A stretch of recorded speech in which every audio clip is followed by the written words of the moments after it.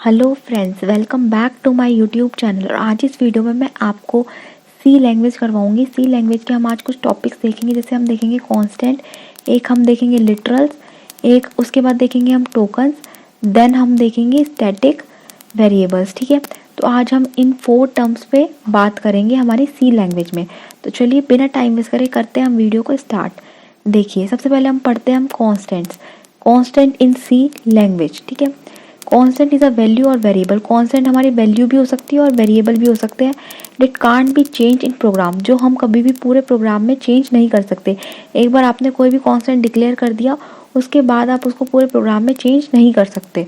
ठीक है, decimal constant कौन से होते हैं पहले हम वो देखते हैं। देखिए, डेसिमल कॉन्स्टेंट में आपके 10, 20 जो भी डेसिमल्स वैल्यू है, 0 to 9 जो भी डेसिमल्स वैल्यू है वो आ जाती है। फ्लोटिंग में आपकी फ्लोटिंग वैल्यू आती है, मतलब आपको पॉइंट लगाना पड़ता है। ठीक है, ऑक्टल में आपकी ऑक्टल वैल्यू आती है 0 to 7। ठीक है, और इसमें आपको स्टार्टिंग में 0 लगाना इम्पॉर्टेंट होता है। ठीक है, इससे हमारी पहचान होती है कि ऑक्टल वैल्यू है।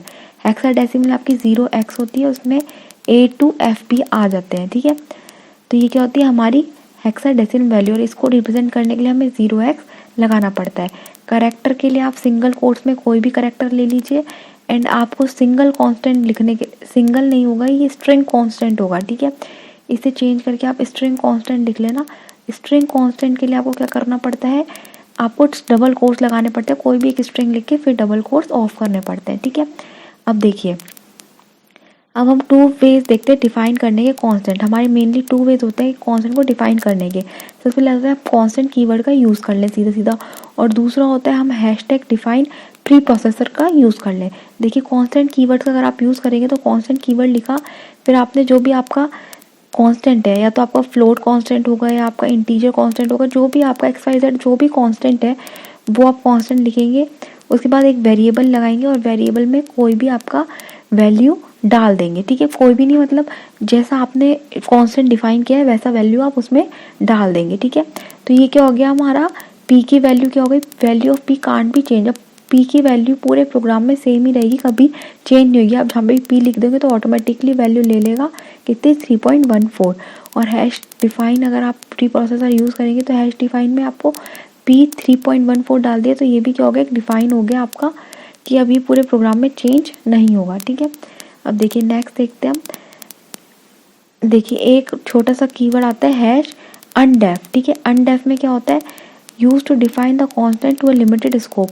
ये एक लिमिटेड स्कोप में हमारा कांस्टेंट डिफाइन करता है, एक लिमिटेड स्कोप में। इसके बाहर हम वही सेम कीवर्ड को वापस से यूज कर सकते हैं डिफाइन करने के लिए। ठीक है, so that you can declare constant again, ताकि हम जो कांस्टेंट है वापस से डिक्लेयर कर सकें। ठीक है, नेक्स्ट देखते हैं हम लिटरल से होता है। देखिए, लिटरल्स आर कांस्टेंट वैल्यू। ये क्या होती है, कांस्टेंट वैल्यू होती है assign to a constant variable. किसको असाइन होती है, कांस्टेंट वेरिएबल को, मतलब कांस्टेंट वैल्यू होती है, कोई भी कांस्टेंट वैल्यू हो सकती है, किसको असाइन होती है, कांस्टेंट वेरिएबल को। ठीक है, A to Z हम कोई भी वेरिएबल ले सकते हैं और उसमें पुट कर सकते हैं। अब देखिए, टाइप्स होते हैं लिटरल से कौन कौन से। देखिए, एक तो होता है इंटीजर लिटरल। ठीक है, इंटीजर लिटरल्स होता है, एक होता है करेक्टर लिटरल्स। ठीक है, करेक्टर्स डिफाइन कर सकते हैं, एक होता है फ्लोट लिटरल्स। ठीक है, जो हमारी फ्लोटिंग वैल्यू है इसमें ये असाइन कर सकते हैं। स्ट्रिंग लिटरल में हम स्ट्रिंग्स असाइन कर सकते हैं। देखिए कैसे, अब मैं आपको एग्जांपल दिखाती हूँ सबका। देखिए, सबसे पहले हमारा क्या आ गया, सबसे पहले आ गया हमारा कांस्टेंट, हमने लिख दिया कीवर्ड, देन हम लगाएंगे इंट। ठीक है, क्योंकि हम इंट लिटरल को डिफाइन कर रहे हैं। इसमें हमने एक वेरिएबल लिख दिया और उसमें हमारी वैल्यू असाइन कर दी, तो ये क्या हो गया, इंटीजर लिटरल। देन हम कांस्टेंट वैल्यू लगाई, फ्लोट लिखा, फ्लोट में हमने फ्लोटिंग वैल्यू पुट कर दिया, डिक्लेयर कर दी, तो ये क्या हो गया मतलब फ्लोट लिटरल।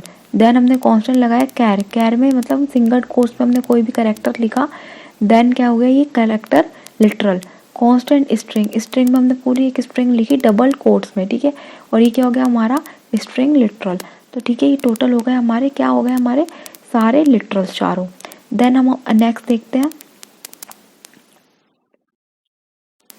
टोकन्स, टोकन्स इन सी। ठीक है, अब हम देखते हैं हमारे सी में token. Token most important element होता है सी में, बहुत ज़्यादा इंपॉर्टेंट एलिमेंट होता है सी में।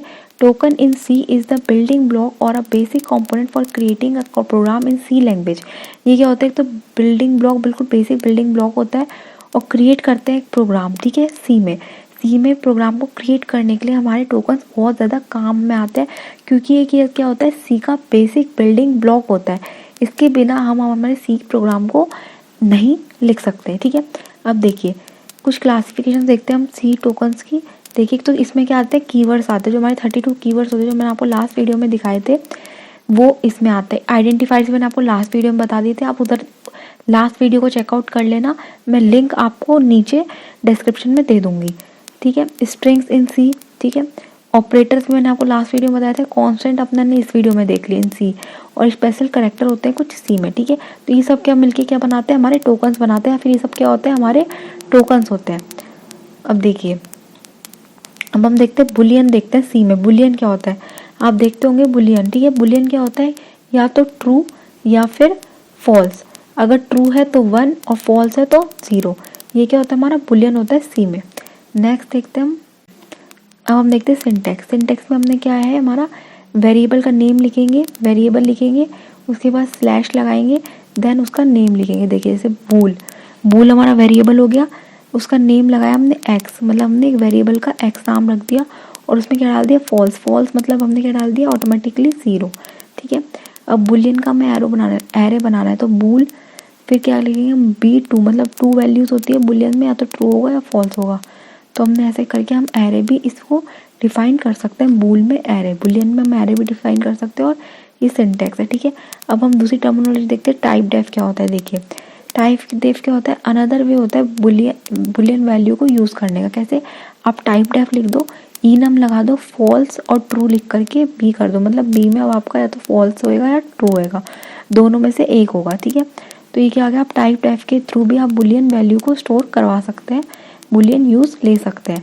अब हम देखते हैं लास्ट हमारा टॉपिक है स्टैटिक इन सी। ठीक है, it is keyword which is used with both variable and function. ठीक है, स्टैटिक क्या होता है, कीवर्ड होता है सिंपली, इसको हम फंक्शन के साथ भी यूज़ ले सकते हैं हम सी में, और इसको हम एक वेरिएबल के साथ भी यूज़ ले सकते हैं सी में। ठीक है, देखिए an ordinary variable is limited. Ordinary variable क्या होता है, एक लिमिटेड होता है to a scope in which it is defined. जिस स्कोप में क्या होता है, ये डिफाइन होता है। While the scope of the static throughout the program, और जो स्कोप है स्टैटिक का वो थ्रू आउट द प्रोग्राम रहता है। ये बहुत ज़्यादा इंपॉर्टेंट लाइन है कि जो स्कोप है स्टैटिक का वो कब तक रहता है, तो थ्रू आउट द प्रोग्राम हमारा जो स्टैटिक का स्कोप है वो रहता है। और जो भी एक ऑर्डिनरी वेरिएबल है उसको, उसका जो स्कोप है आप डिफाइन कर सकते हैं किसके मदद से, स्टैटिक कीवर्ड की मदद से। ठीक है, अब देखिए अगर आपको स्टैटिक कीवर्ड ग्लोबल बनाना है तो आप क्या करेंगे, उसको डिक्लेयर कर देंगे top of the program and visible throughout the program. ठीक है, बिल्कुल टॉप ऑफ द प्रोग्राम में आप उसको डिफाइन कर देंगे और पूरे प्रोग्राम में आपका विजिबल होगा। अगर आपको एक स्टैटिक फंक्शन बनाना है, ठीक है, तो हो गई हमारी वेरिएबल की बात। अब हम देखते हैं function, its life time throughout program. अगर आपने कोई भी फंक्शन स्टैटिक डिफाइन कर दिया तो पूरे थ्रू आउट द प्रोग्राम रहता है। ये बहुत इंपॉर्टेंट है, बहुत पूछा जाता है कि हमारे जो स्टैटिक फंक्शन का है उसका स्कोप कहाँ तक होता है, तो उसका स्कोप क्या होता है, थ्रू आउट द प्रोग्राम होता है। लेकिन आप जो वेरिएबल है उनको ग्लोबल भी बना सकते हो और लोकल भी बना सकते हो। अगर आपने ग्लोबल डिक्लेयर कर दिया वेरिएबल तो थ्रू आउट द प्रोग्राम वही सेम वेरिएबल की वैल्यू रहेगी, और अगर आपने लोकल बनाया तो सिर्फ एक पर्टिकुलर फंक्शन में हमारी वो वैल्यू एग्जिस्ट करेगी। देखिए variable valid throughout the program but when another function modified. ठीक है, जो इसका स्कोप है वो तो पूरे फंक्शन में रहेगा। ठीक है, पूरे मतलब प्रोग्राम में रहेगा, पूरे प्रोग्राम में हमारा इसका स्कोप रहेगा। लेकिन जब भी आप कोई भी अनदर फंक्शन मॉडिफाई करेंगे, देखिए जब भी आप कुछ भी मॉडिफाई करेंगे हमारे स्टैटिक किसमें, लोकल वेरिएबल में, तो वो किस में रिफ्लेक्ट होगा, throughout the program reflect होगा। मतलब आप चेंज कर सकते हो लोकल वेरिएबल, अगर आप डिफाइन करो तो ग्लोबल करो तो आप चेंज नहीं कर सकते, वो ग्लोबली एग्जिस्ट करेगा। अब देखिए हम एक डिफरेंस देख लेते हैं हमारे ग्लोबल वेरिएबल में और स्टैटिक वेरिएबल में। देखिए can be access outside the program. हम ग्लोबल वेरिएबल, अगर हमने सिंपल ग्लोबल वेरिएबल रखा तो हम हमारा प्रोग्राम है ही पूरा इसके बाहर भी उसको यूज़ कर सकते हैं। ठीक है, लेकिन अगर हमने स्टैटिक ग्लोबल वेरिएबल रख दिया तो उसका जो स्कोप है वो सिर्फ एक ही प्रोग्राम में एग्जिस्ट करता है। ठीक है, नेक्स्ट प्रोग्राम में एग्जिस्ट नहीं करता। तो देखिए both static and global have a static initialization. दोनों का स्टैटिक इनिशियलाइजेशन होता है, means if we do not assign any value it take default value. लेकिन जब भी हम कोई भी वैल्यू नहीं देते, अगर हमने कोई भी ग्लोबल वैल्यू वेरिएबल हम डिक्लेयर कर दें, हम स्टैटिक वेरिएबल डिक्लेयर कर दें, अगर हम इसमें कोई भी वैल्यू नहीं देंगे, ठीक है, जैसे ए में हमने कुछ वैल्यू नहीं दी और यहाँ पे भी हमने ए में कुछ भी वैल्यू नहीं दी, तो ये ऑटोमेटिकली वैल्यू ले लेता है दोनों ही। लेकिन बस दोनों में डिफरेंस यही है कि जो ग्लोबल है वो पूरे प्रोग्राम में भी एग्जिस्ट करता है, प्रोग्राम के बाहर भी, लेकिन स्टैटिक हमेशा सिर्फ प्रोग्राम के अंदर ही एग्जिस्ट करता है। ठीक है, तो ये था हमारे आज की वीडियो के लिए। अगर आपको ये वीडियो अच्छी लगी हो तो प्लीज़ मेरे चैनल को सब्सक्राइब करें, मेरी वीडियो को लाइक करें। आपकी एक कमेंट से मुझे बहुत मोटिवेशन मिलती है। तो अगर आपको मेरी वीडियो अच्छी लगी, आपकी थोड़ी भी हेल्प हो रही है, तो प्लीज़ कमेंट बॉक्स में लिख के जाइए आपका experience. Thank you for watching my video.